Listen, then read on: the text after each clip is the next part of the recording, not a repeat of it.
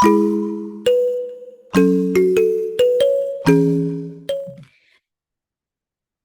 to DWS, Drinking While Sober. This is season 2, episode 1, Taking the Extra Step. I decided to interview a multifamily investor. Okay, he has all the apartments, he has all the everything. I'm probably exaggerating, but he is a very successful person in the multifamily world, and he knows a lot of people that are successful in the multifamily investment.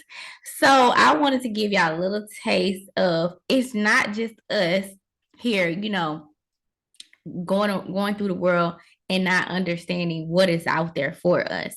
I wanted to get on here in 2023 and let you know there's more to life than what you actually see every day. Like, have you ever thought about, hey, I'm in my apartment complex. How many people live in this apartment complex? Is it any vacancies? What's the occupancy? Why all of a sudden, like in my complex, they finally put up these leasing, like new lease available, blase, blase. Because guess what? It's the beginning of the year. It was the end of the year. Now it's the beginning of the year, and people move out. So they want to get as many people as they can inside of here so they can make more revenue, right? That makes sense now. But guess what? I did not understand that until I joined Multifamily Mindset. And that's where I met my strategist, Bo Burrup, who you're about to see our interview in a few after I decided to do this introduction and just open up and let y'all know like it is definitely more out there. And as we talk through the questions that I asked him, please just take it in. And if you have any comments or any questions, DM me, and I will leave his information down below in the description so that you can contact him or see what his website is. Or if you are an investor and when you want to invest in a property, call me or call him. Well, you can't technically call us, but email us and then we will call you. Okay, that makes sense. That makes more sense. So let's get into it. Let's do it. I'm excited because it's 2023. And guess what? I'm gonna talk about burnt. I had burned some things that was in my 2022. I literally burned a sheet of paper, like set it on fire and pray and just got my sage and really got my mind together for this 2023 because 2023 is for greatness, and I know it's going to be great because I know y'all can do it. So be great, be you, and I hope y'all enjoy this doggone podcast. See y'all. All right, welcome to DWS Drinking While Sober with Bo Burrup. It's nice having you on my podcast. The subject today is taking the extra step. So how do you get people to take the extra step? Yeah, thank you so much for having me on here. I really appreciate it, and I look forward to it. One thing that I think goes back to one of the focuses I've had is you need to know what your why is, right? What is your purpose of doing it? Either getting in shape, growing your business, being better at at the job you do, something like that. It all goes back to your why, and I think for me, that's one of the biggest things is being able to focus on, what I want to just be able to grow every day. And why do I want to grow every day is because I got a family at home that I want to be able to go see the world. Yes, and you have a new baby on the way. Are you Yep. excited? We are excited. Wife's due in 2 weeks, so it'll be pretty fun. Oh, that's amazing. So that goes into what inspires you? Is it the family?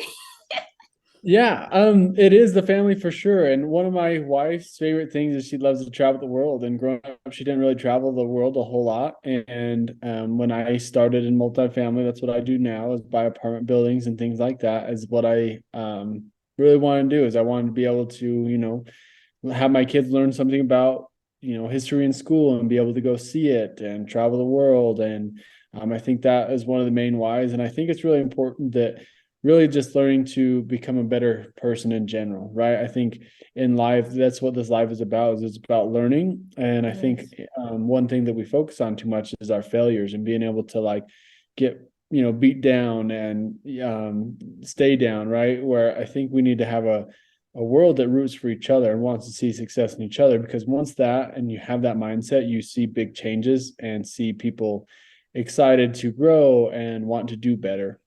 Yes, that's something that I did a list of things for the new year and I burned like the list because I failed one of my schools that I recently went to, but I want to go back to the school, but I cried my little eyes out and I was so upset and I was like just down about it. So I had to rebuild my foundation for this new year so that I can keep my mind focused and can be successful. So that's a good aspect. I love that you said that. The other thing I want to ask you is tell my listeners about your business. You say you invest in multifamily. So tell them a little about that. And then how do you make your brand known in this business? Yeah, so a little bit of what I do is I buy apartment buildings across the country. My team is called EFIS Capital. That's our team. We own $29 million of real estate throughout the country. 400 units is what we own, and that's kind of what we do. Is we basically buy properties, we fix them up, we flip them, and we sell them within 3 to 5 years. So our whole goal is to come in and treat the tenants really well, take care of them, renovate the units, put a dog park in, add a pool, and then we sell the property. So that's kind of our business model. And how do we go about it and grow? And one thing just about multifamily and why I love it in general is because it allows you to be able to have your money work for you, not Yes. you working for your money. That sounds like Rich Dad Poor Dad. I'm reading that right now. I just learned this week about assets and liability. And when I was thinking about it, I was like, I thought my house was an asset, but technically it's a liability, but not right now because I'm not paying no taxes, no anything. My tenant is paying that. So right now it can be an asset, but in reality, he said it's a liability. I never thought about it like that. Yeah, no, that's awesome. Glad that you learned. He's one of the best to learn from, and that's a big thing that I recommend for people is looking to see and to like believe in yourself and have your money work for you, because that to me is the goal and what creates the freedom that you want. Yes. So, how do you manage your time between multifamily mindset and your actual business? Yeah. So I'm fortunate I go out with multifamily and I meet a lot of amazing students, and when I come home, it does leave me a big workload and things to do. But really what it comes down to is I think it's really important to just get up early. I think if you can really win the morning and get up early and get stuff done, I think that is one of the separators of people that get stuff done and those that, push it off to the next day is being able to get to bed early. That's true. So, what time do you get up? All right. So, Bo, can you tell me about your morning routine? Yeah. So I love to play basketball and I love to compete. That's just something in life that I've really learned to love. So I usually get up around 5:30 in the morning when I go play basketball for a couple hours. Just really helps me get my wake up, helps to get the energy rolling. I have a great group of guys that I play with. So I do that. That's kind of what I do. I come home. I usually eat a quick breakfast and then I start right to work. Usually get an hour in, and then as soon as my kid wakes up, I usually spend some time with him, getting him breakfast, hanging out with him. Yes. And then usually after that, then I go back to work. And then just throughout my day, I guess every day is different. Meeting with new people is what I try and do, working on a bunch of different stuff, just really try and fill in the holes from there. But I think it's really important when you wake up, you get stuff done because you can get so much done before 10 a.m. That is definitely true. I wake up at 4:45 and I go to the Wow. gym at 5:25. And I'm doing this like 30-minute read time now. So like I read for 30 minutes and it's really fun to like try to get as far as you can in a book before those 30 minutes are timed. But then I got a dog too, so I walk my dog and just take on the morning. Then I go to work and then I try to figure out my night schedule. That's awesome. It's amazing to see that and be able to grow and like get up early. I think it's a big difference in a separator, right? If you want to be elite and you want to do, be a little bit different, that's one thing you do is you separate yourself.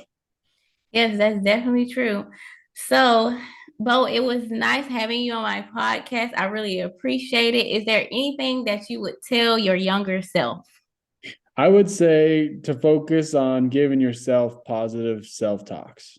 But what you have to do first is you need to catch yourself thinking negatively and focus on belief in yourself. I think are some of the biggest things that I've learned recently and looking back that I'd give advice to is I want you to focus on when you have a bad thought or when you think negatively of yourself, catch it and realize that you're thinking that and it's in your own mind that you're creating, and start rolling into being around positive thoughts. Start reading or being around people that bring you up, and you're going to see yourself grow. Yes, I love it. So thank you very much for coming on the podcast again. I appreciate it. And I hope my listeners enjoy. Hey, thanks for having me.